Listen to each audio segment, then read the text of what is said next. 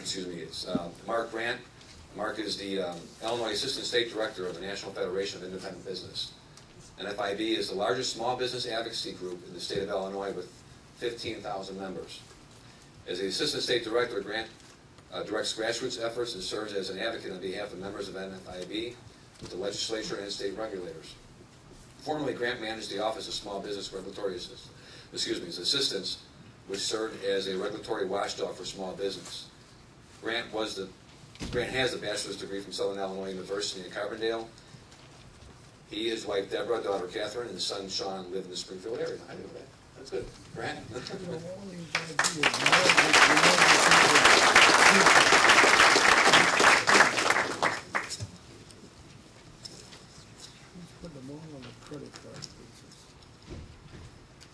Well, thanks everyone for coming, and it's tough to follow these guys. They're awfully good, and they know what they're talking about. And I won't be long because I know a lot of you probably either want to go to the restroom, go home, do something else.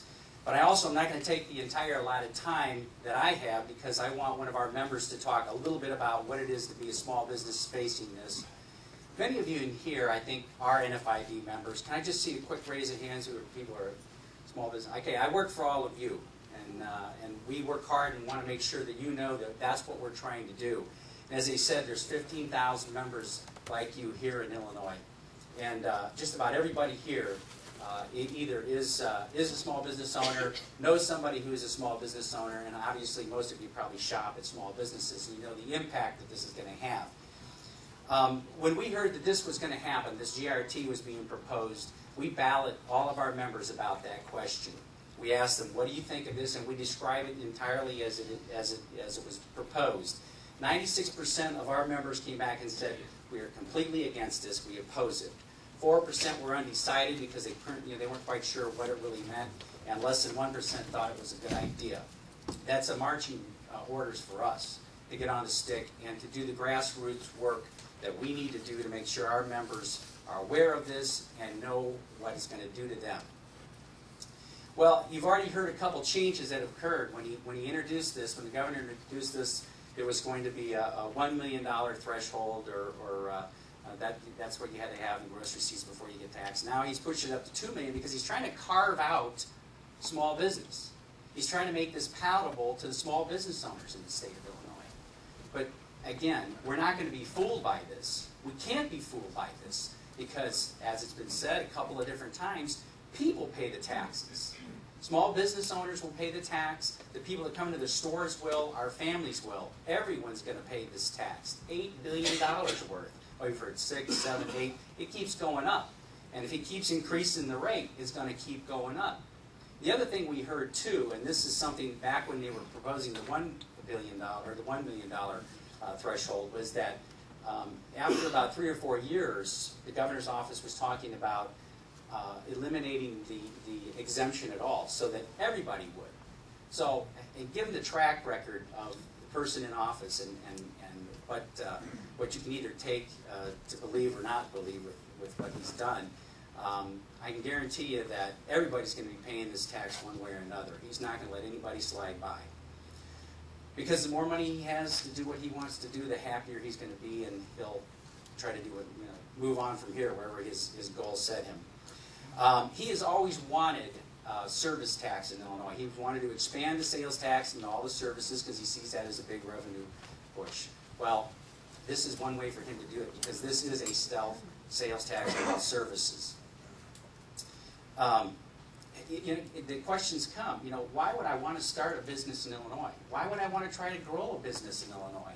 What incentives are there? As it's been said, I mean, Ron was just saying it, it's tougher and tougher every day to have a business in this state.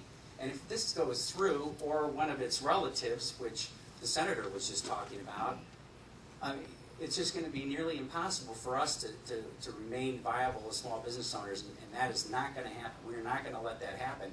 And it's up to you guys to help us. As the senator said, one of the things that, and this is another, this guy I used to know, wonderful man, said, what really makes politicians listen is heat from the home front.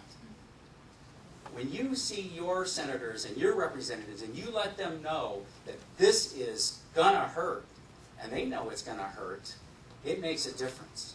Now, Now, I take time, I go around the Capitol, I visit with the senator and other representatives, and they know who I represent, and they understand where our positions are.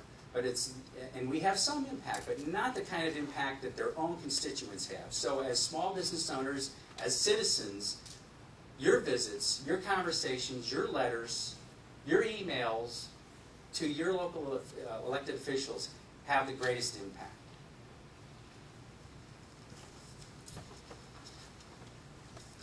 We were talking a little bit about what this governor's doing. It reminded some of us of Nero. He sat there and fiddled while Rome burned. Well, in the situation in the business community in Illinois right now, we feel like we're burning. We feel like things are tough, and they're not going to get any easier. And he's in Chicago fiddling. Well, not only is he fiddling, now he said, oh, I'm going to add more kindling to the fire. Let's throw the furniture in because it's not hot enough yet. So we definitely want to stop this. And again, something that was said earlier that's really important, it's a spending problem we have. We need to get things we need to get the fiscal house in order in this state. That's what's really important. And until we do that, he's going to want to have more and more money, and it's not going to be something that we want to see. And again, back to what was a piece of this whole thing that he's talked about here is not just the gross receipts tax, but it's also that payroll tax. It's a part of this, and again, it might be a stalking horse, as was said earlier, because, and he's spending a lot of time and energy on this, but sometimes that's what it takes to get what you really want. And what he really wants is this health care expansion, and he wants government to have a bigger role in that. And of course, it's health care for everyone, whether or not you're an Illinois citizen. It's health care for everyone. And that's all of us would be paying for that. We also balloted that question, and 90% of our members said no, that's not the way to go. We need to find a different way to do this. In fact, I don't know, how many people in here have ever heard of health savings accounts or have one for their... Wow, that's a lot. It must mean they might be working. The market might have something right here. Well, under the legislation that was proposed, health savings accounts could very well be eliminated. Yeah, that's right.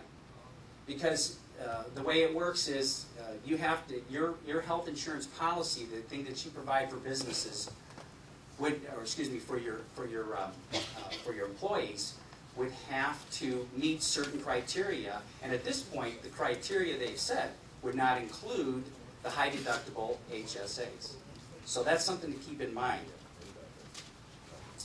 I just want you to know NFIB is working statewide to try to make sure we stop this. Yesterday, he's doing this bus tour around the state trying to gin up support. We have a huge number of members in Quincy, Illinois, and they're led by a good old rabble-rouser, good old small business guy who is wonderful. His name's Mike Novus, and he has rallied a lot of the members over there. And yesterday, when the governor's bus was in Quincy and he was going to do his speech, he ran into a real firestorm. I mean, it was loud, it was nasty. He barely got his message out. In fact, just finally pretty much gave up, said what he was going to say, and got the heck out of Dodge. So we were just really pleased. We got great press. They covered what was going on over there, and what people understand is that small businesses, even if you try to carve this out with the 1 million and the 2 million, are still going to be impacted by this, and our employees are going to be impacted. So we're there to fight that. I want to say one other thing, and then I'm going to turn it over to the next speaker, and that is that on April 18th, there's a big lobby day down in Springfield. If you can find the time to come down, it's NFIB and a coalition of many other business groups.